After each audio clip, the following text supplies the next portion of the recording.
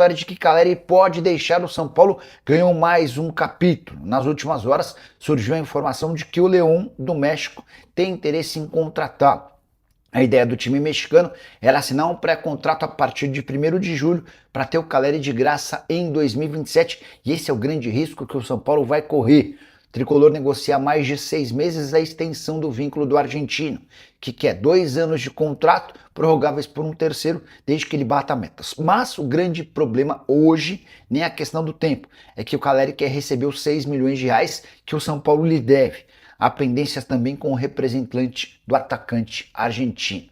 Nos últimos dias especulou-se que o Orlando City já havia feito proposta ao Caleri. Conversei com o Ricardo Moreira, executivo de futebol do time americano, da Major League Soccer, e ele assegurou que o Caleri não faz parte dos planos. De qualquer forma, a partir do momento em que o Caleri fica perto de poder assinar um pré-contrato, São Paulo passa a correr um enorme e desnecessário risco. Daqui a pouco pinta uma proposta gigante do River Plate ou do Boca Juniors, o atleta pode ficar sensibilizado e o tricolor perderá um jogador super identificado e que tem muita capacidade de gol, apesar dos 10 jogos sem marcar, jejum incômodo pelo qual passa o Caleri. Decisivo.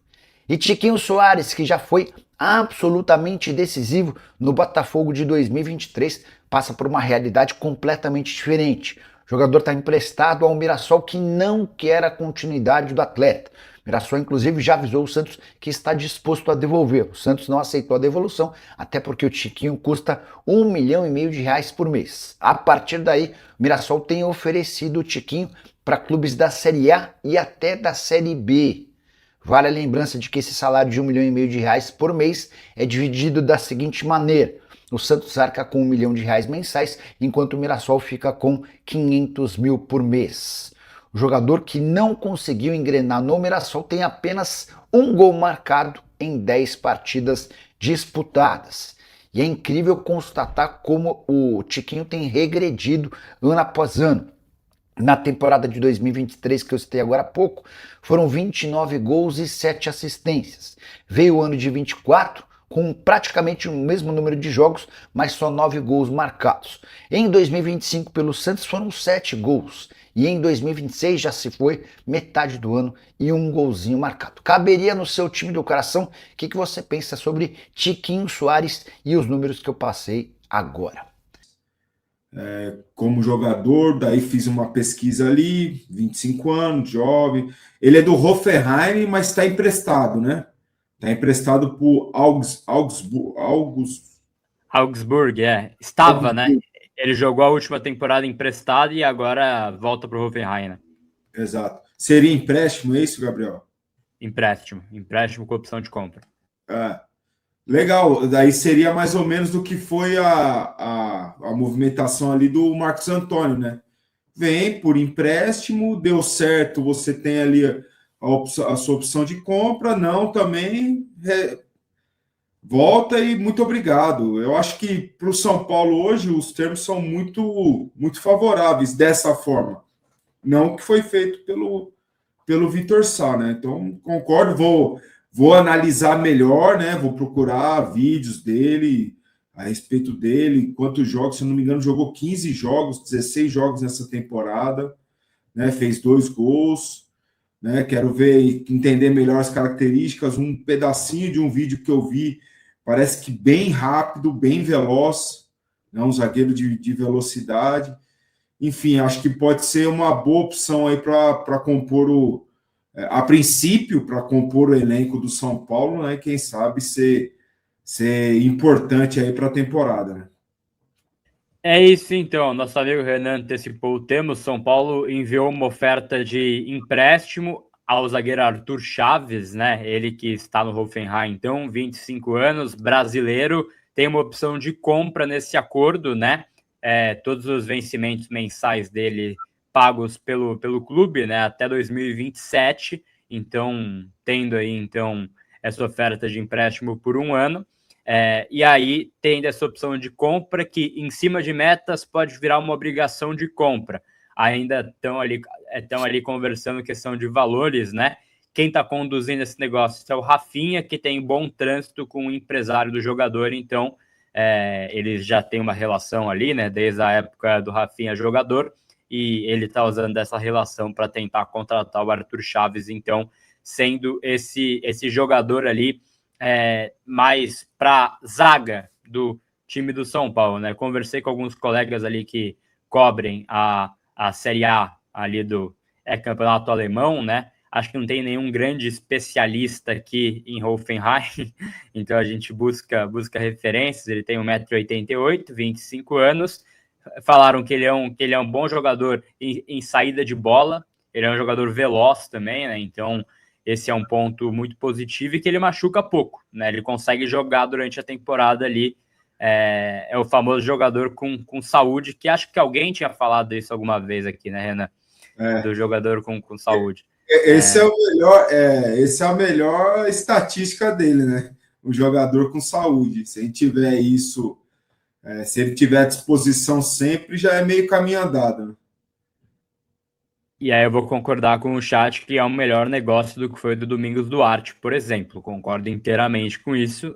Acho que o Domingos Duarte era um jogador que chegaria para ganhar ali um alto salário, para ser um jogador muito mais experiente, veterano, e eu acho que não teria projeção de venda futura, né? A gente tem que contratar sempre pensando que esse jogador pode render, e você pode fazer algo com esse investimento inicial que você fez, seja em luvas ou em contratação, né? Então, com 25 anos, você consegue projetar, e acho que para ele faz bastante sentido também, né, Renan? Acho que essa possibilidade para o próprio Arthur Chaves faz bastante sentido. Ele está jogando lá no futebol da Alemanha, tem algumas possibilidades, mas ele no Campeonato Brasileiro, ele jogou no Avaí, né? Ele foi da base do Avaí, jogou alguns jogos ali, aí ele foi lá para Portugal, Acadêmico de Viseu, aí ele foi para o Hoffenheim B, depois ele sobe para o Hoffenheim principal, vai para o Augsburg, né, por empréstimo. Ele já jogou cara, na seleção brasileira de base, né? Então ele tem um pouco desse histórico, mas ele fica escondido nesse mercado, né? Para ele, acho que faria total sentido, e vindo para esse atual contexto que está o São Paulo Futebol Clube, ele vai jogar bastante, né? Então eu entendo que é uma troca justa, né? Que tem o benefício para o São Paulo, tem o benefício para ele. Espero que dê certo esse negócio, Renan. A gente espera que dê certo. Eu tô com a cabeça um pouco baixa aqui, peço desculpa, que eu tô dando uma observada nos números dele na temporada, né? Ele esteve lesionado nos últimos 2 jogos do campeonato alemão. O Augsburg fez uma boa campanha. O Augsburg, que entra no campeonato alemão brigando para não cair e acabou em 8º, ali até perto das zonas de classificação para as competições europeias, né? Eu tô vendo aqui, daí ele joga 4 jogos seguidos, 90 minutos, 4, 5, 6 jogos seguidos, 90 minutos, fica 3 no banco. Então não era um titular absoluto, mas estava sendo importante, estava jogando sempre, não era um titular absoluto. Então, por isso, acho que é um bom negócio para todo mundo. A gente não sabe valores, né, Gabriel, de salário, mas essa condição, mesmo que pagando salário, de você não ter que, né, nesse momento, fazer um aporte financeiro para contratá-lo, um empréstimo, deu certo, beleza, não deu, aperta a mão e segue a vida. Eu gosto mais desse modelo, ele deu certo com o Marcos Antônio, pode dar certo com o Arthur Chaves também. Lembrando que tudo que eu procurei no YouTube em relação a ele aparece relacionado ao Vasco. Tipo blogs, né, canais do Vasco dizendo como joga Arthur Chaves, provável contratação do Vasco, né?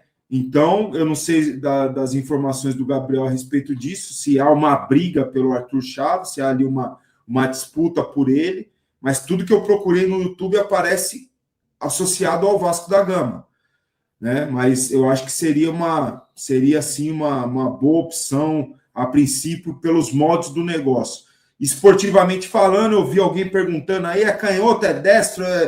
Cara, pelo que eu vi, alguma coisa aqui, ele joga mais pelo lado direito, a maior parte dos jogos dele foi pelo lado direito da zaga, da defesa, né? Então, associa-se isso a que ele seja destro, né? boa velocidade nos lances que eu vi, de muito boa recuperação, né, no 1 para 1, gostei disso aqui nos lances que eu vi. Ele é destro mesmo, tá, Renan? Tá, então... peço desculpas aí a galera do chat, assim, é muito jogador mundo afora, cara.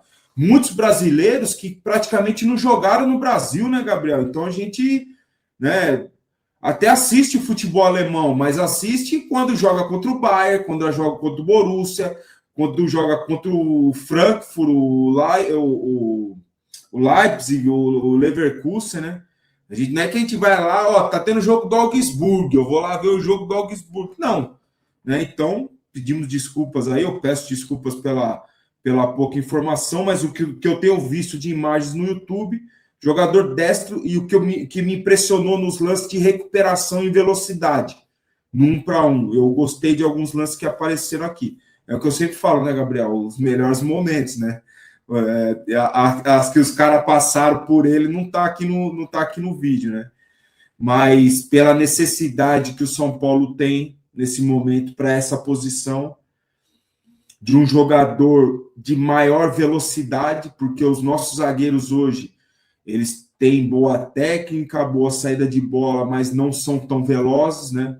E a gente está precisando dessa característica para nossa zaga, tirando o Osório, que é o menino, né? Eu estou pensando mais nos profissionais, né? Nos zagueiros que já estavam no elenco. O Osório tem ótima velocidade e é um canhoto, joga pelo lado esquerdo. Quem sabe possa haver aí uma composição com o Arthur Chaves aí. Acho que é uma boa para nós, Gabriel. Acho que é uma boa. Eu não sei o que você tem de informação a respeito dessa briga, né, dessa disputa entre o São Paulo e o Vasco pela contratação do Arthur Chaves. O São Paulo está bastante otimista porque tem esse trânsito do Rafinha com o empresário dele, e porque no Vasco da Gama ele não chegaria necessariamente para jogar diretamente, né? Olhando para o que é a zaga hoje do Vasco, né? Tudo bem que o Vasco perdeu algumas peças ali, mas no São Paulo ele chega com uma concorrência bem menor, né? Chega ele, Alan Franco e Sabino. É o que tem.